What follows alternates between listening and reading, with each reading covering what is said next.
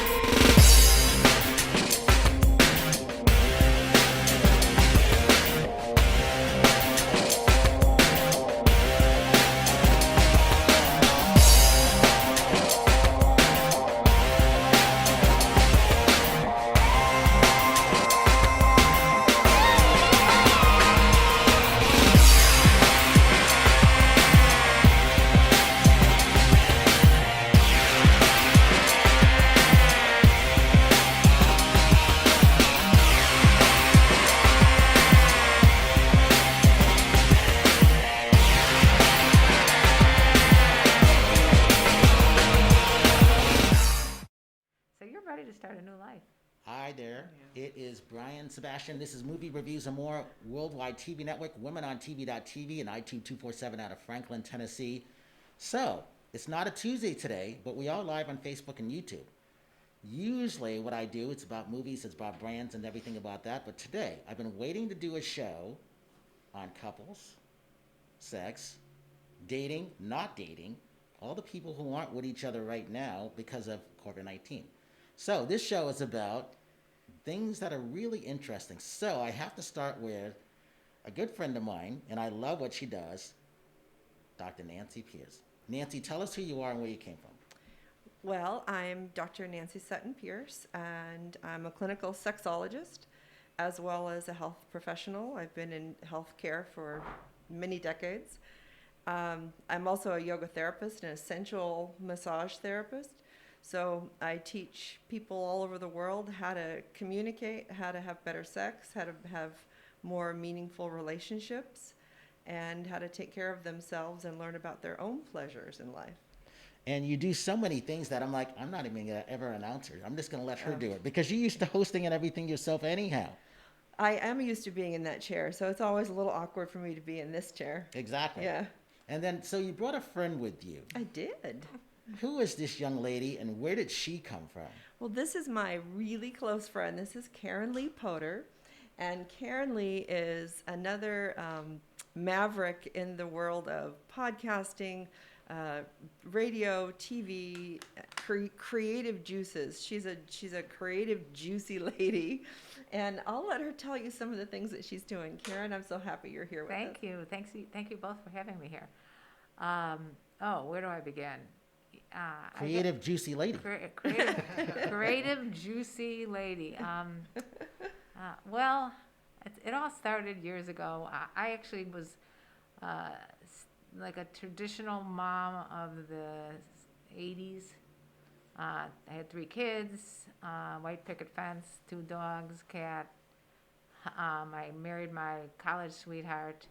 And then in 2006, he ran a construction company and someone came in and murdered him. Yeah. So the story gets more enjoyable after this. Anyway, so I really had to have a complete life-changing, earth-shattering, renewal of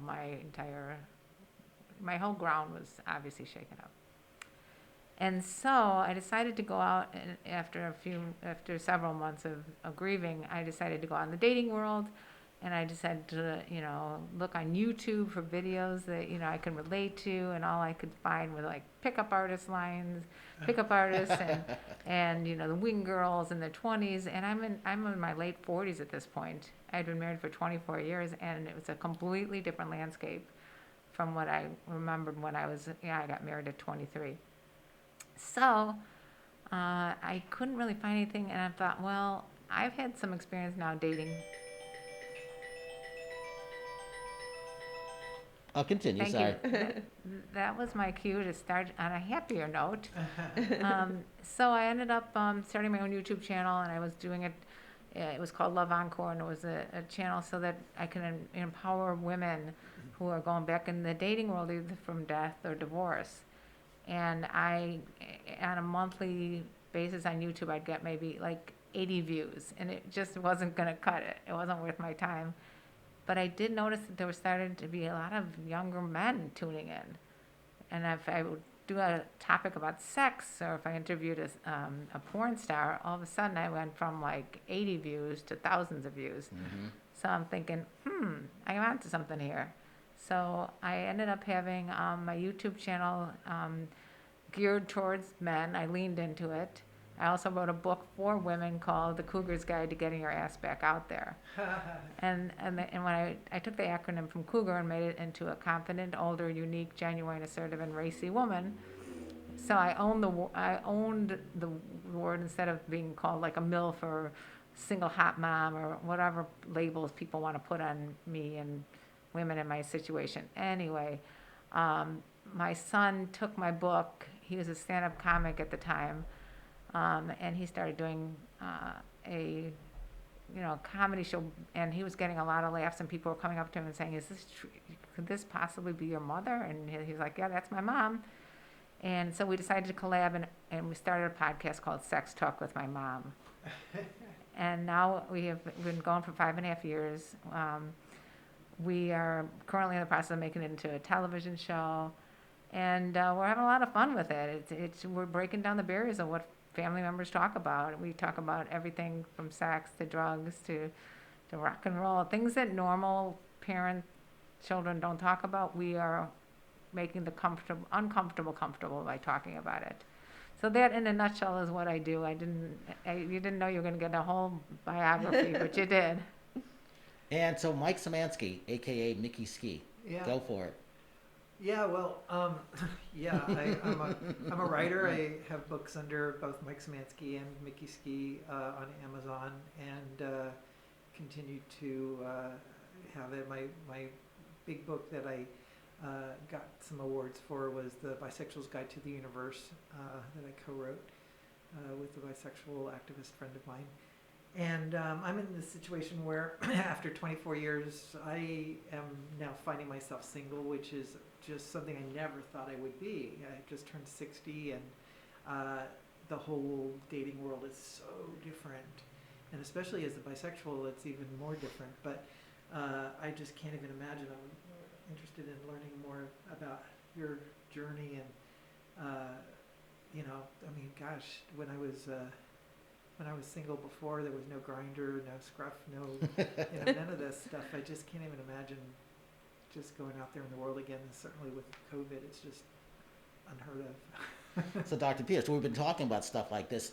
Talk about what's happened since February 25th, depending what state or county you are in, and being locked down. What have you been seeing ever since we last spoke? Well, the interesting thing is I'm seeing a lot of new relationships that had just started forming in that 3 to 6 months before this, that now are 8 more months into their relationship under the COVID umbrella, really struggling because they feel like they really need to stay together because they've created this safe pod. They don't want to be out dating. They're afraid. So there's some pressure to make it work. And yet they really never had a foundation, a healthy, stabilized foundation to do that. So they're trying to do both things at the same time. And on top of that, deal with their own stressors of finances and work and kids at school and not school. And I mean, it's, there's just everything on top of that. So they're seeking counseling within that first year of a relationship, whereas most people typically don't do that. Yeah. So I'm seeing a lot of new people. The other thing I'm seeing is a lot of couples that have been together for a long time that had very separate lives that still were making it work as a couple, now forced to be together 24/7 because they're both working from home, kids are there, and they're really struggling because they just don't even know each other, and their communication styles haven't been conducive to a Everybody's healthy. like tripping all over everybody now. Yeah, and everybody's irritable and afraid and stressed, and the anxiety levels are up, depression's high. There's just a lot of emotional. I think everything that people were feeling before is now magnified under these circumstances. Well, we were talking about this. We called it part 1, part 2 on Zoom a couple months ago, and it was interesting. Normally, you would have been taking cruises. You would have Yes. been on the hedonism. You would have been in Jamaica or overseas in Italy or whatever. So much more exotic. All of that stuff crashed. Yes. So you were talking about how you felt, but also where you went from there Yeah. in your own practice. Right, because much of my practice had been in group settings where I was Uh-huh. teaching internationally. So I might have a retreat of 60 or 70 people, or teach to a group of 400 women in China, or be on a cruise ship teaching classes all day. Those were very exotic experiences for me, and I had a very different audience. Right at the time that COVID hit, I had just opened my private practice in Northern California.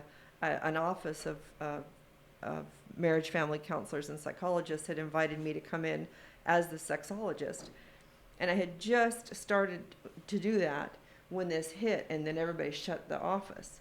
So that's when I just said, well, I guess I already put it out there that I'm doing more counseling, so I'll just open it up to Zoom or Skype or FaceTime, whatever, because I want to see people. I don't want to just do it over the phone.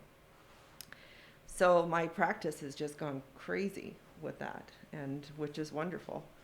Plus, I cut my fees in half for that time because I felt so bad how many people had been laid off work. Exactly. And, my husband's still working, and I feel very, very blessed. And so I'm like, it's not about the money, it's about making it available. So I did that, and, that gave people a lot more access. Now I'm having people say, no, I don't want to pay the discounted rate. I want to pay you the full rate because I'm still working. That's a great Oh. benefit, isn't I know. it? That says something about you, though, also. Kind of makes me cry every time that happens. So yeah, it's really sweet.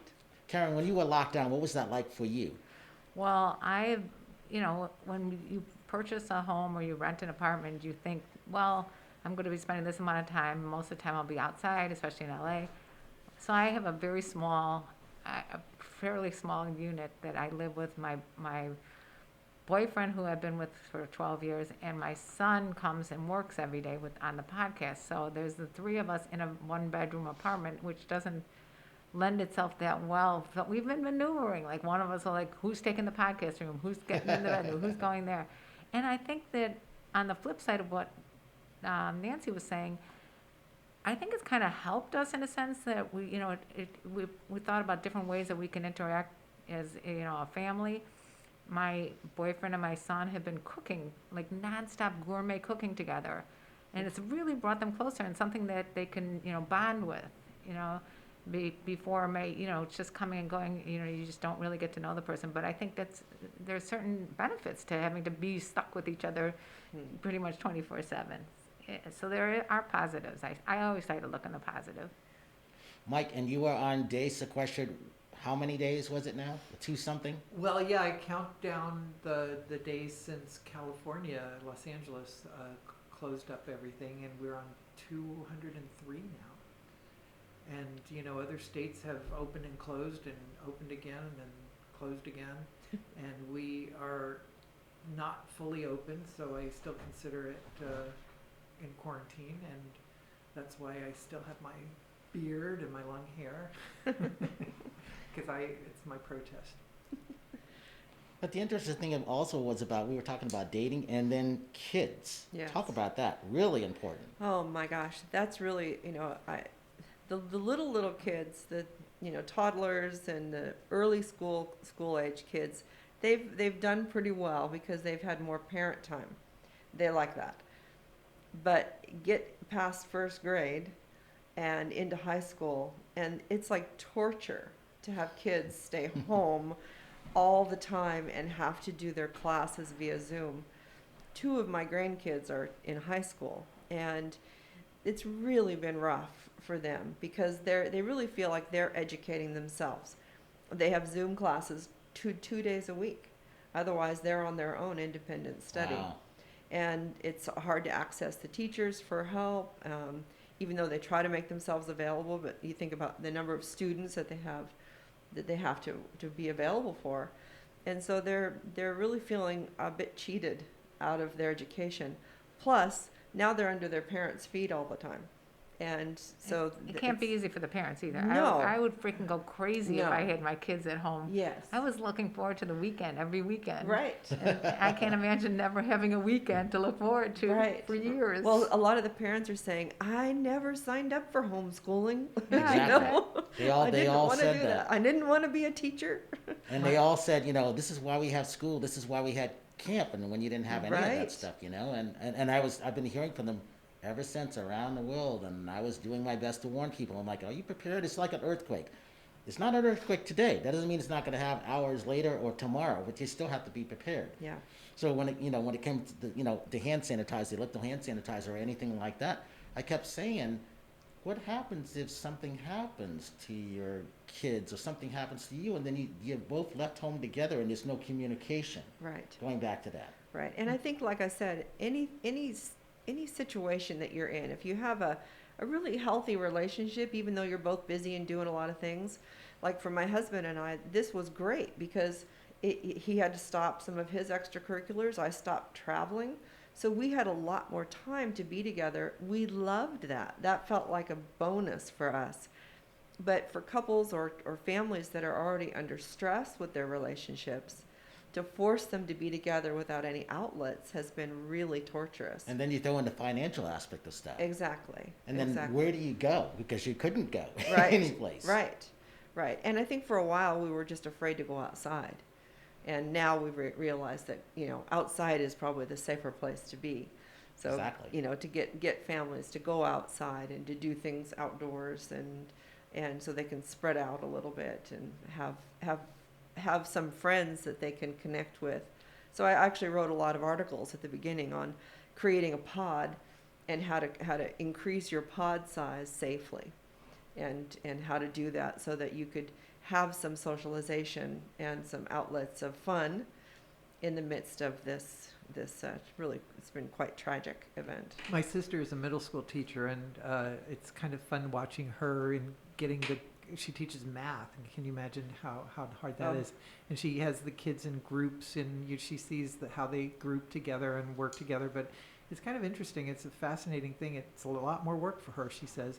But then both of my nephews, one graduated last year. He was the valedictorian and had to give his speech over, the internet, and then is now in college and really doesn't like it at all. It's really not, what his college experience was supposed to be, and No. he's living at home like he was, Right. and then the other nephew I have is doing his master's in music at UCLA, and he's like, I want to see my professors. I want to talk to them.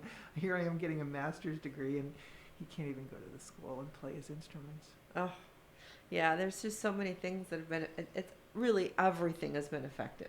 There's nothing that's been left unaffected by this. If I had to teach my kids math, they would definitely have flunked. I wouldn't, I mean, I'm not good at math, so it would have been one of those things where I don't know how I would have gotten through that myself. I needed that one-on-one. Anything else I was great at, but math, I was Me like, too. I was talking to a couple kids, I've been talking to a lot of kids and a lot of the parents around the world. So when it came to band, I'm like, well, how are you guys doing? What happens if you can't read music? Because I couldn't read music. I was good like picking stuff up, and I can improvise on things. But I'm like, how are you doing this? And then now bands can separate stuff, but it all depends what state you're in, what county you're in. Nothing is unified, and it's really challenging. And then obviously, a couple months ago, we were talking about what it was like to be that girl who wanted to go out and date. What advice are you Yeah. telling them? What advice are you telling not little boys, but boys in general?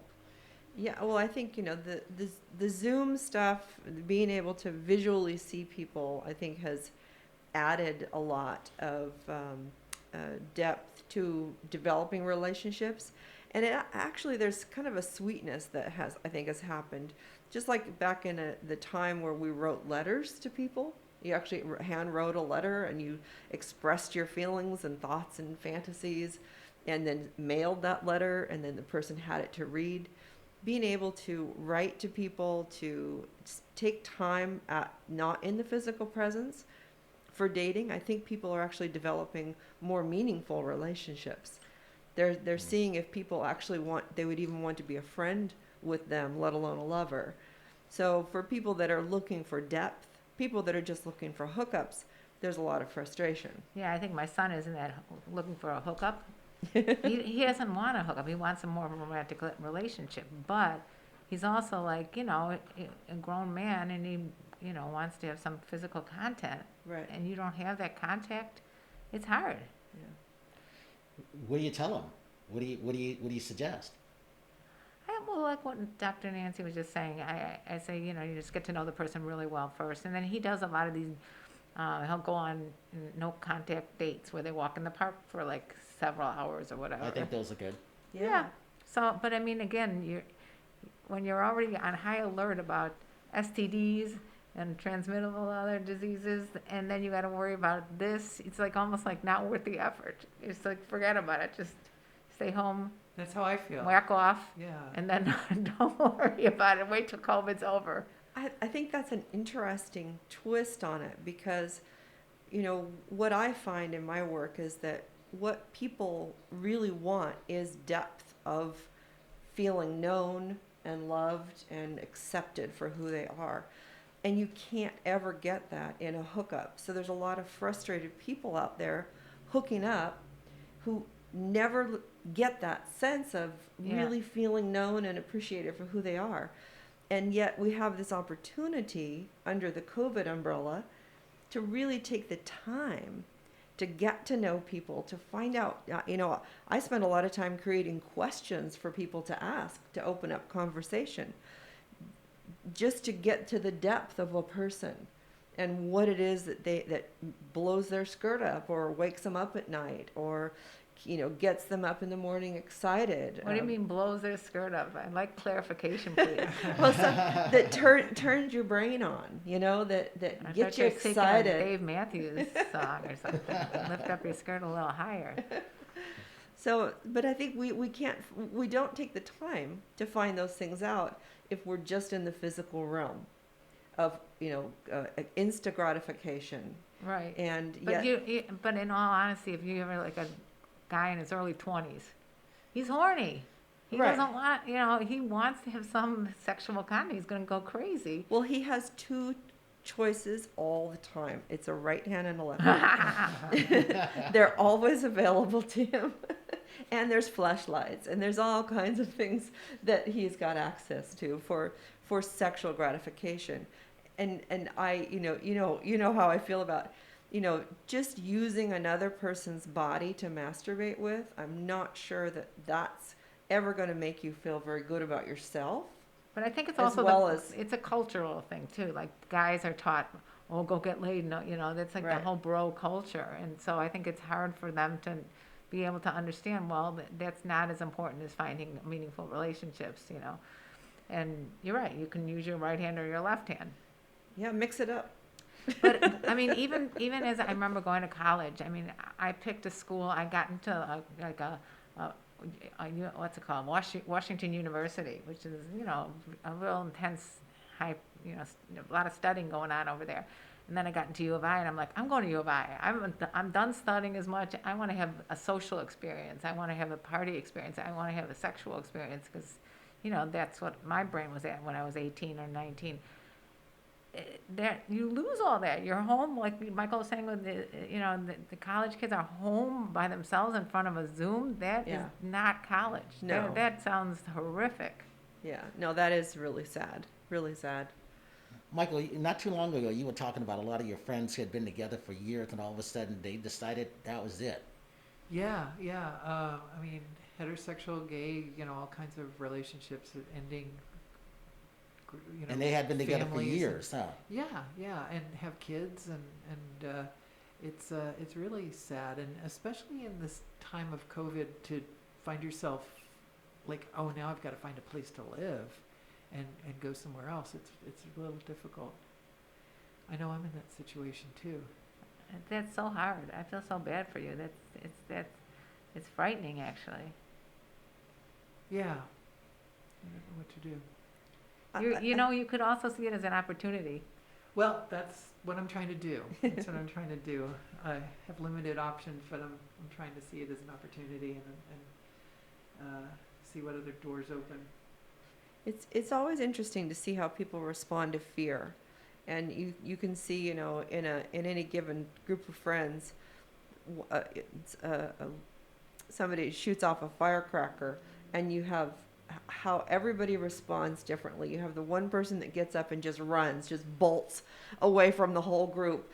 Then you have another person that's trying to make sure everybody's okay. And so it's like we all have this innate response to stress. And so I think sometimes in relationships, you're seeing that evolve. You're seeing that actually unfold right in front of you. It's like, this is the runner. Oh my God, this is the runner. They're stressed. They're afraid. They feel out of control, and they just are going to bolt. They're going to do something completely out of character for themselves because that's how they respond to their fear.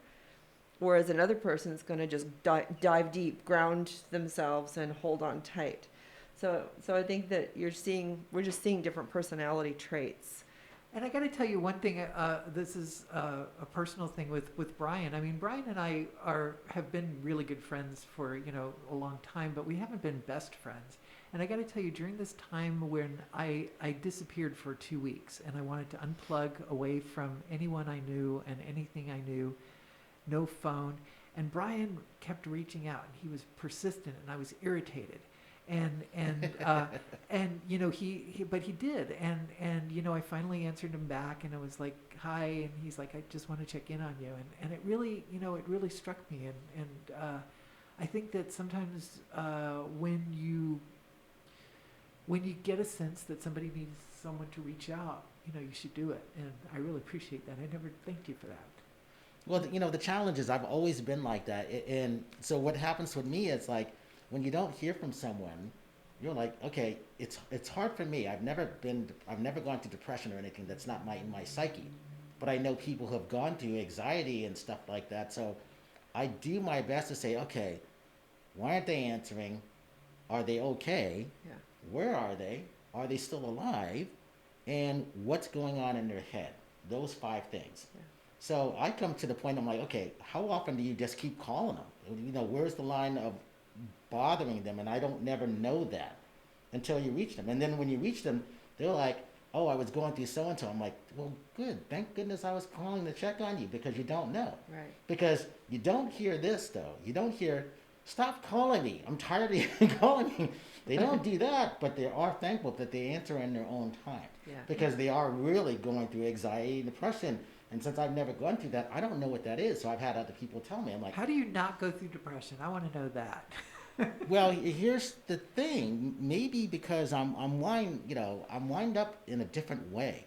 My thing is, while I'm on planet Earth, and I live a long time, and I already know that, but you still have to be safe. But the thing about that is, as a late bloomer, a lot of people got their success earlier on. They had their 15 minutes, and then they weren't able to adapt. We're in a whole changed world now. You have to be able to adapt, to be able to adjust to the new change. And if you can't do those 3 things, you will literally lose your life, if not your business, if both. And I keep saying the same thing since October 2018 because I saw it coming. I just didn't know the name of the virus. And I know it's going to be here for 5 years. So I keep telling everybody, it will be okay, going back to what you said about fear. So the more I'm able to tell you in advance, the more I tell you, it'll start to sink in. And you'll start to say, oh, maybe he's right. I'm not used to being wrong. I'm on record of saying everything that I'm saying because I do know. I have intuitive knowing just like you have women's intuition. It's the same thing. If we're not using it, we're shit out of luck. Right. That's really what it is. Well, I think Michael was asking more of like, how are you not wired to be depressed at times? Yeah. But it's because of what I just said, though. Because I know what it's like to do all of those things. And when you see someone, you kind of say, you get to know them. It goes back to the firecracker. I'm the person who will say, why did you do that, first of all? And don't do that again, because someone in this group probably has PTSD. That's not good to do. That would be me. I can explain a little bit more to you about that, because if you think about how people think, how the mind works, many people, because as a yoga teacher, I had to get very familiar with this concept. Many people live most of their day in the past. They're thinking about what was, what Exactly. could have been, what should have been, with regret or glee or whatever. But it's always thinking about the past. Some people live in the future. They're always thinking about what will be, what should be, what might be, what they're afraid of, what they're anticipating, and then a lot of people can't see that. right. And then there are those people that live in the now. They're working on what they've got going today. They know where they're headed, but it's more important that they're in the moment. So people that live in the past are going to be those who get depressed. People that live in the future are going to be those who suffer from anxiety. And people who live in the now are not going to have much of both. They're going to be present. So does that resonate with you? Yeah. That's pretty helpful. But I also have to add, I think in general, as when a baby's born, it has all the DNA from past generations. Exactly. And so maybe they had some traumatic experience, like, and maybe the way they adapt is like when the fireworks going off, they run. And maybe they get really sad and depressed because of things that have happened over the generations. If you look back into your parents and your grandparents, was there depression in your family? Yeah. So that's part of it. It's also what Nancy's saying is to rewire yourself, because you might be wired for depression, but if you use her philosophy of living in the now, maybe that would help. And if you did meditation, and if you went to get help, therapy and that kind of stuff, or even groups.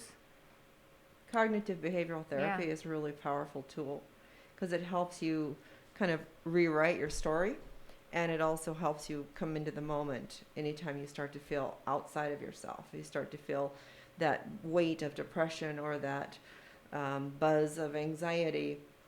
There's some techniques that you can use that bring you right back into your body in the moment that are calming, grounding.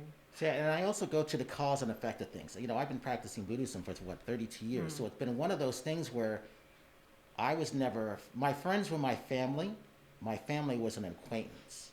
So I believed in like the animal kingdom. They gave birth to you, you went out and you did your own thing. And then that was how I saw it, because I saw things like that. But also I was able, as that young black man traveling around the world at an early age, I got a chance to see things on a different scope. So I've always said, if you're a person of color and you've never been outside the U.S., once you go outside the U.S., you look at the U.S. in a whole different way. Yeah. So it's like when you travel in a group or as a couple, I like to travel by myself because I can get from A to B, and I want to get up, I want to see as much as I can. When I lived on the East Coast, I did everything on the East Coast. I went to all the museums because when I moved, I knew I wasn't going to be back on the East Coast. So I was always constantly moving. And then you kind of touched on a little thing. It's like, Michael, when we used to do junkets and stuff like that, our interviews and stuff like that, I knew it was going to be a time when you couldn't do them. So I started changing things around because I saw people still doing the same thing, like studios. You can't do what you did 2 years ago for 100 years. Things have changed. And if you're not seeing the changes coming, you won't be able to make it. We love going to the movie theaters. We can't go to the movie theaters. We won't go to the movie theaters because it's not safe. Yeah. It's just not. But it's not stopping us from seeing it a different way. We're all watching it a different way. Right. So I'm working with some of the movie theaters. How can we do this differently, Brian? Well, you got to do everything outside. I told you 2 years ago. Oh my God, drive-in theaters. What a Exactly. bring I them love back. drive-ins. Bring I 'em love back. But that. this is what I told them 2 years ago. Yeah. Now it's too late for them to change it somehow. Right. You got to scrap everything and build it up a different way. We were talking about movies yesterday. How movies is my way of getting away. When I can't go to a theater and have movie popcorn, that's enough to depress me right there. But I'm still watching movies and I'm like, I can't make my popcorn the way it is. It's the small little tiny things like that that get to me. But I think it does help when you said you just keep calling. And I was thinking this the other day. I was thinking, I have aging aunts and mothers and in-laws, and I make like a list in my head of I need to call this person, this person, this person. And if more people would reach out, especially to the elderly who are left alone, it would be so helpful. Like if you just made it, like, because what you did for Michael is you gave him hope. well, I still have 4 people I haven't reached. And it drives me nuts because I'm telling them what they're missing out on. Goes back to the fear. Fear is missing out.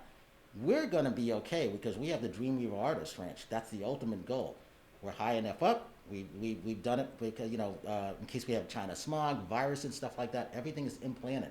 So it's a way to where it is. And we picked the right location with plenty of water and to be defensible because California, for example, has 2 fire seasons. Whether you believe in climate change or not, I don't care. It's real.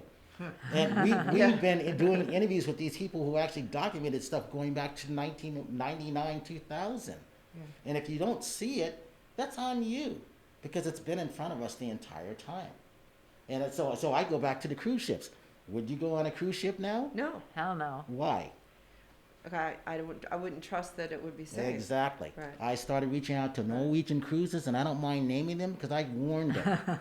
I warned Regal Theaters from Tennessee, 3.8 million views out of Tennessee. We're the #1 show out of Tennessee. And I was telling them, you guys got to change things around. When I can't get you, I'm going to call you out on it because look what's happened to your business. You got no business. All those people are out of work, and that's what I think about. Yeah. It's the people that are suffering. And that bothers me because it's not like I didn't try to tell you. You can look at me, oh, this black guy keeps calling me. But I'm going to be fine. We got 6 million views a day and counting. By the end of this year, we're going to have 10. I told you by April 2nd of next year, we'll have 20 to 25 million. Woo! So I'm telling you what's going to happen because I have already seen it. Not hypothetically, because last year, we only had 1 million. June 24th, we had 2 million. I know the dates off the top of my head. So I give hope to the hopeless, if that makes sense. And I think that the other thing is you can't be afraid of change. Absolutely. People that I always hear this. I hate change. You go, how can you hate change? Change is part of life. The word life means change. Nothing is staying the same. So hating change is really hating life. You're hating everything about nature. And that is inevitable change. So if you're going to resist change, you're going to have a miserable life. So my feeling is, why not embrace change and then be the creator of change? Like Sheryl Crow says, a change will do you good. Yeah. I guess I always thought, well, you try to reach a kind of stasis of, comfortableness and, family, and this is the way it is and this is the way it's supposed to be. And I kind of had that, and to have it all disrupted, and that's, I guess now I'm trying to look. You got to think that it's his loss. Yeah, I know that. That's the way I think. If someone stops loving me, that's your loss, baby, because I'm very lovable. Yeah, but it doesn't make it easy though, and No. that's the emotional attachment. So when I was seeing my shaman, who I've had since October '93, so she helped me see a lot of those emotional attachments. So for being able to go through that wasn't an easy thing. Why don't you talk to your family? I don't know. It turns out I was supposed to be aborted. My mom didn't want me, so as a baby, I knew. You feel unwanted. Yeah, so I knew that, but they didn't know that I knew that. But I had someone who could see more than I could tell me about it, if that made sense. So once you had that explained, and by the way, you're a late bloomer. You don't get your success 20 years ago. You get it now. Michael, maybe you're a late bloomer. I'm sure I am. Well, he's having a recurrence on his career. Yeah, I've had successes, and I don't feel like I need to make myself successful. How about a anymore. re-bloomer? A re-bloomer. That's nice. Exactly, Yeah. and that's where we are. So when planet Earth was shut down due to something out of everybody's control, it was a warning. Either you change what you're doing now, or you're not going to be here, unfortunately.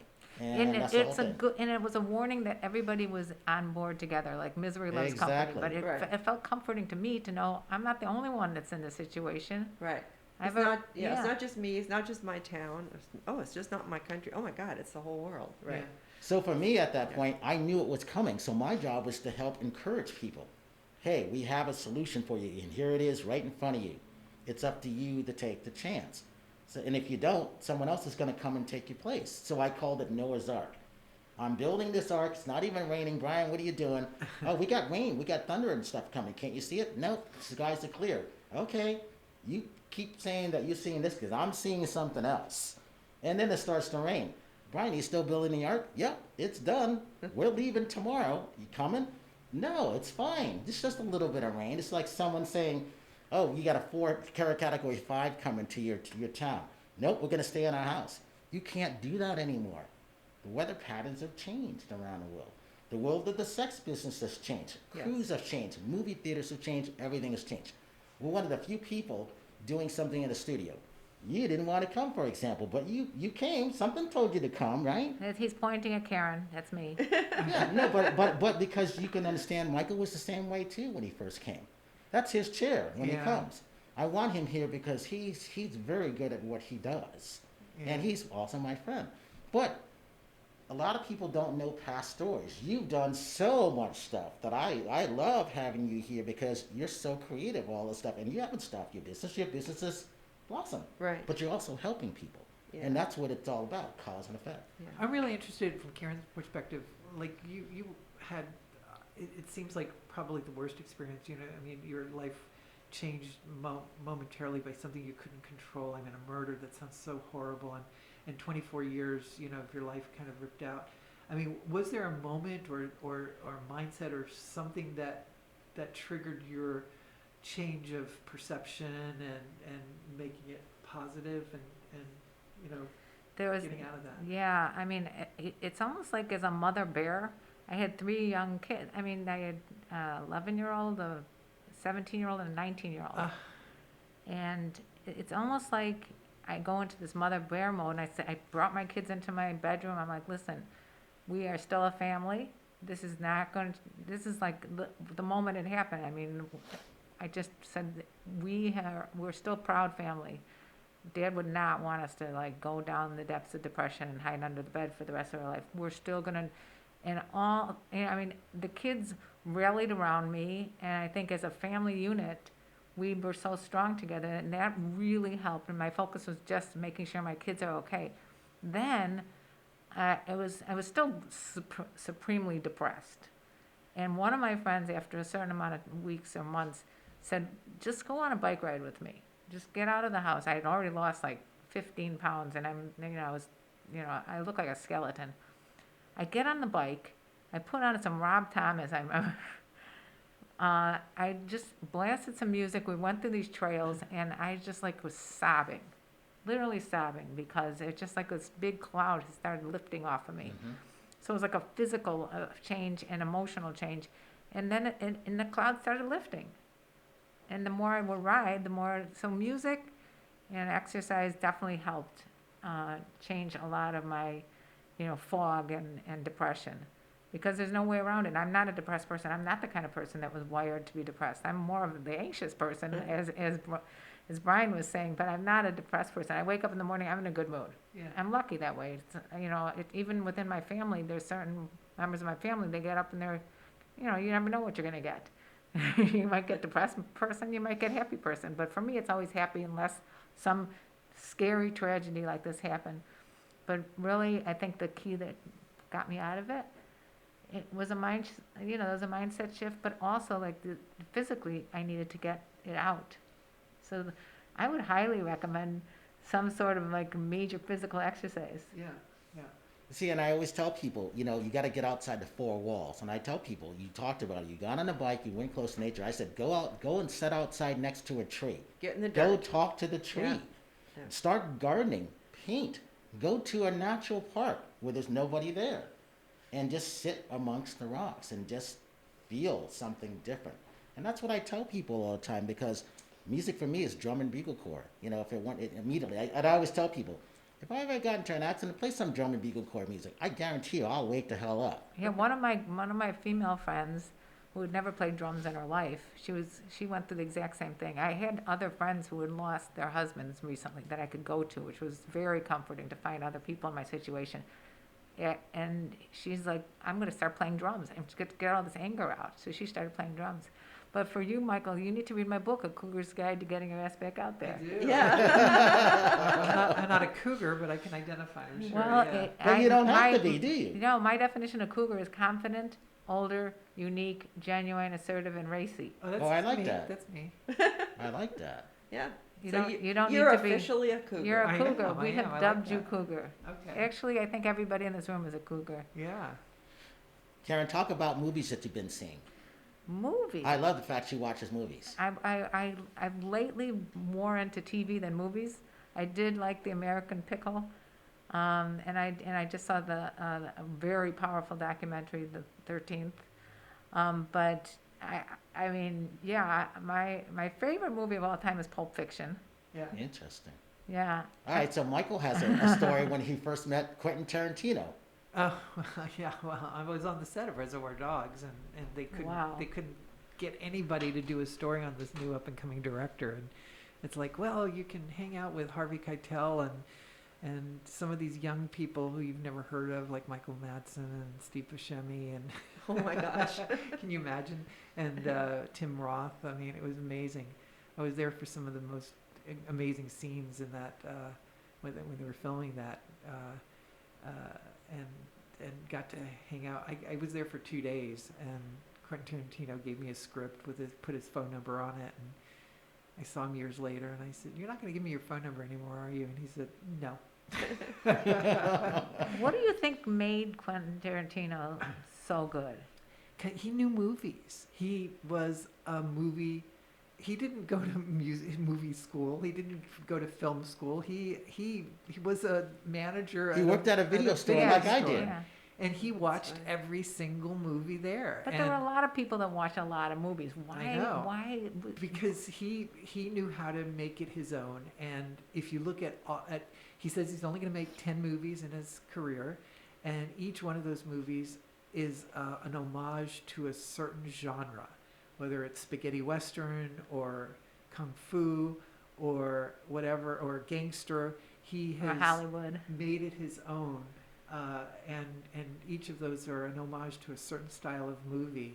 Yeah, I mean, the last one was like the 50s, 70s, the 70s kind of, feel good film, yeah, I think he's an amazing filmmaker, and I think it's he got his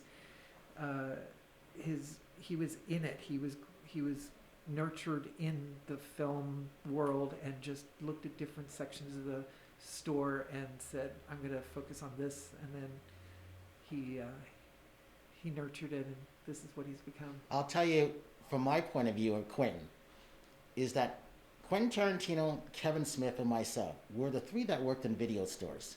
Quentin would give you a film that he would absolutely love that you two would absolutely hate. That was Quentin's thing. And then he went out to make his stuff. Either you like it or you don't. Kevin Smith would give you something sort of like quirky, like Clerks, which is why he did Clerks. I would give you something that I knew based on your taste. It was my job to make sure when you came into the video store, you left happy because you might have had a bad day. And so I was watching everything because I thought to be a movie reviewer like Michael was, who I looked up to, you had to watch everything. So I watched everything. And then I would have, like, Chris Penn would come in, Sage Stallone would come into the video store, and they got to know me and I got to know them. And I got to know the taste. If you remember Tower Video, I worked at Tower Video while I worked at Power 106 here. And I got always everyone loved that there. clerk who knew what I liked, and I went to a There's funky very, video very store, and few I of always us. loved that, and I always knew when he was there, and was gonna give me a suggestion. Like when you go to the restaurant, you ask the waiter or the server, what They're supposed to know what's good, what do you what you like. recommend for me? And this is what the kind of food I like. And it's like the same thing when you go to if you went to, they don't have that anymore. You have to go online and lost art. Google, Yeah. And that's why I have Mike in here, because we did a great show on movies, stuff that's coming out, stuff that we did in the past, because you can't do one-on-one interviews anymore. These people don't want to come to the studio. Well, they're coming here because of us, but in general, they don't want to come out. So it's our job to make sure, going back to my video store days, to make sure that your experience is good. I want you to come back. I even want you to come and do a show. Who does that? The answer is they don't, because they're all in competition. We're not in competition with anybody. We're supposed to be helping people. That's really what it boils down to. Nancy, give you a website. drnsp.com. She almost didn't know what to say. I know. It's like, blah, blah, blah, blah.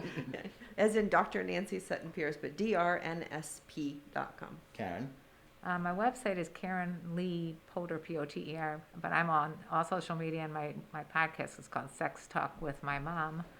And yeah, check me out on TikTok. Oh, she's turned on on to TikTok. TikTok. Wow. I'm Let me ask you real quick. oldest living millennial on TikTok. So, Michael, yours?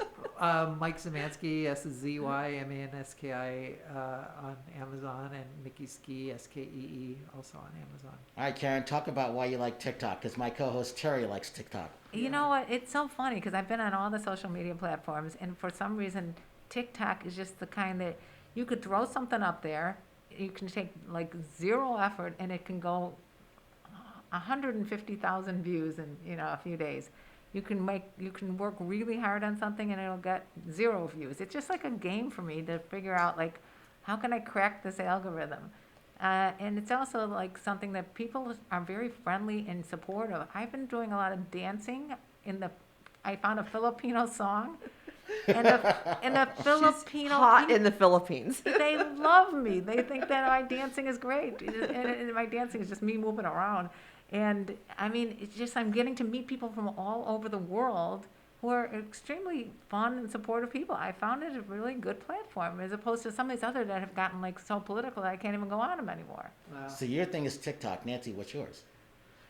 Oh gosh, I think probably Instagram is a better outlet for me because it's more, I can educate, and it seems to be a little bit more neutral on the political side.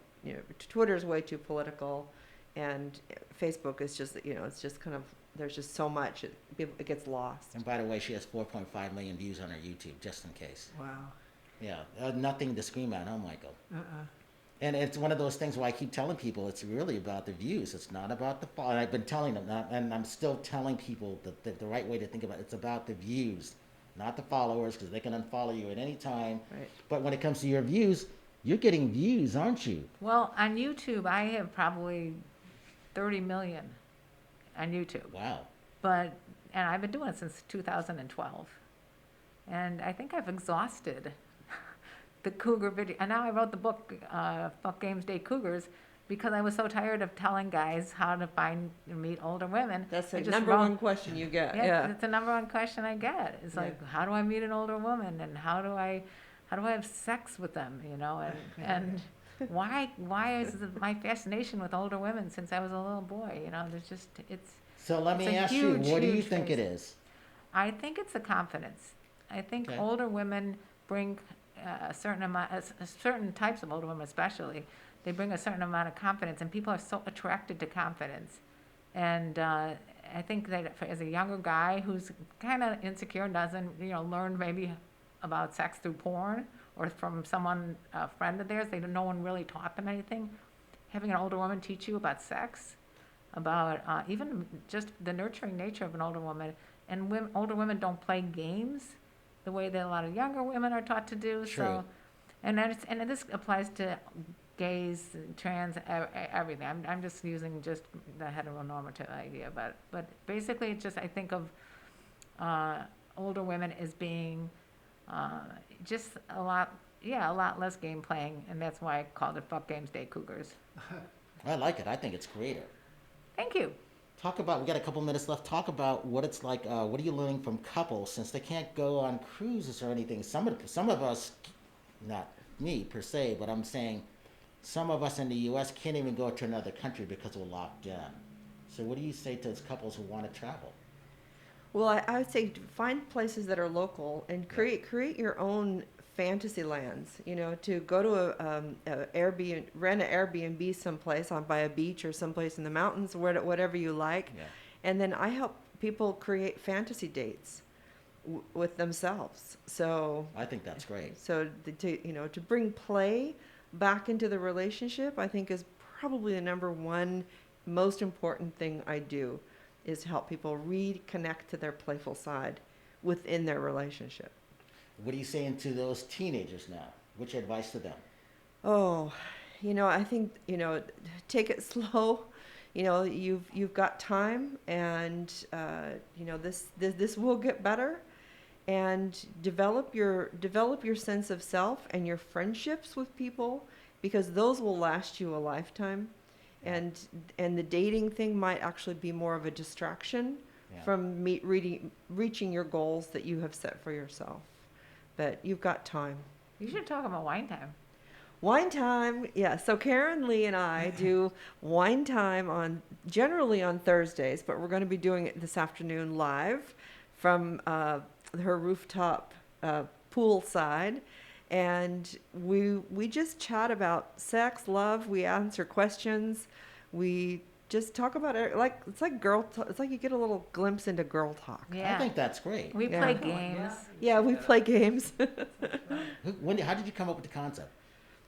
Well. It's just kind of a continuation of our friendship. So we Yeah. just decided to put it on air. That's great. Yeah. That makes sense.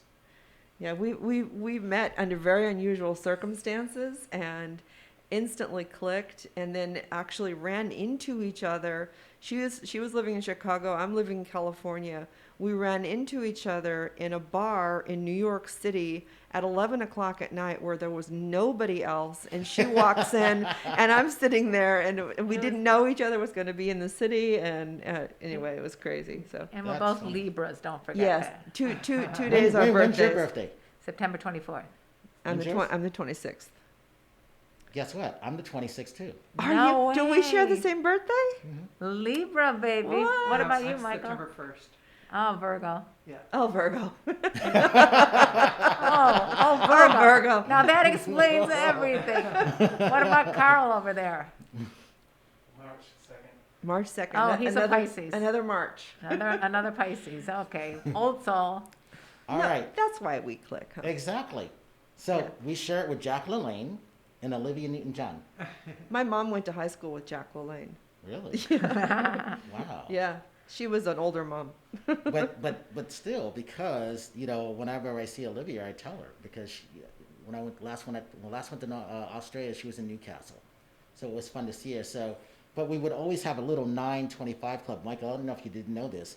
So Michael Douglas, Catherine Zeta-Jones, Barbara Walters, Will Smith, and there was like 5 other people, all 925. They were called the 925 Club. Wait, you're 925 or 926? I'm 926, but Ah. do you not think I didn't That's celebrate it with That's them? that's close enough. Because I'm 924, so I can celebrate You too. too. Well, Yeah. your birthday is the same as Montague, my partner, Montague Popola Bose. His is It's the 24th. wild. It's like you know it too. When you walk in, you can tell if someone's, going to be like your birthday. Did you know I was a Libra when No. you walked in? No, did not. And Yeah.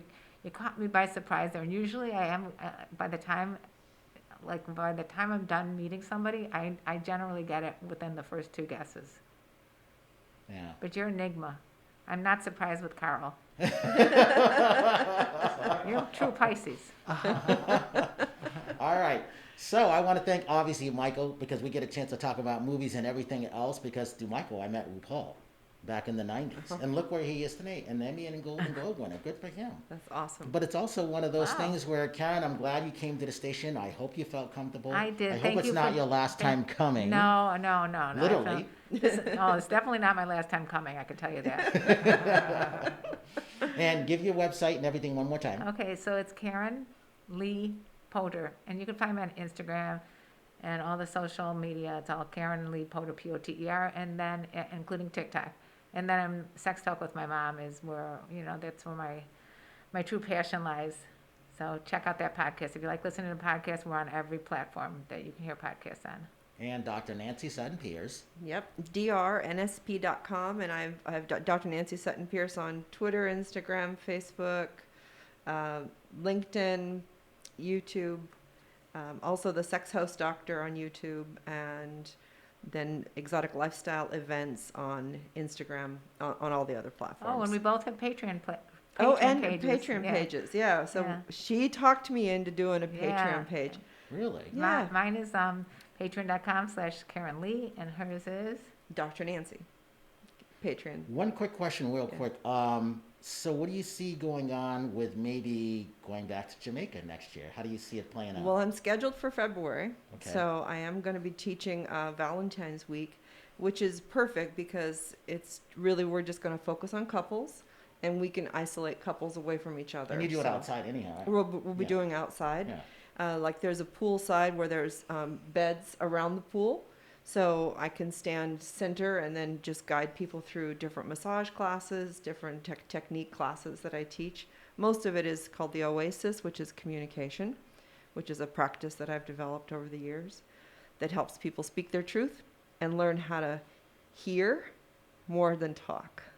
As I would always say, you learn to listen and listen to learn. Yes. So, with that, this is Brian Sebastian. I want to thank everybody for coming, obviously, including Karen, Thank you. specifically. Even though my name got a bad rap, so go with Karen Lee. Yes. But you're okay because you're a Libra. That's So right. you're okay now. No, I'm also gonna I'm fighting to get back my name Karen. We gotta change we gotta call it something else, like Yeah. something. Well, that doesn't apply to you. You don't even fit that mold. So No. I wouldn't even focus on the lack of it. I wear a mask, God damn it. So with that, if you see someone without a smile, because Karen and Nancy have them, please give them one of yours because the world needs it. This is Movie Reviews and More.